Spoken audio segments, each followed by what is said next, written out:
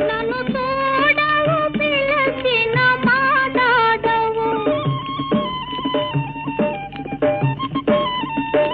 చిన్నదానను అదలను ప్రియురాలను నన్ను చూడవు పిలచిన మాట్లాడవు చిన్నదానను అదలను ప్రియురాలను నిన్నే కోరెనురా నన్ను కరుణించరా ఈ వెన్నెల కన్నెతో విహరించరా చల్లని రాజా ఓ చందమామ నీ కథలన్నీ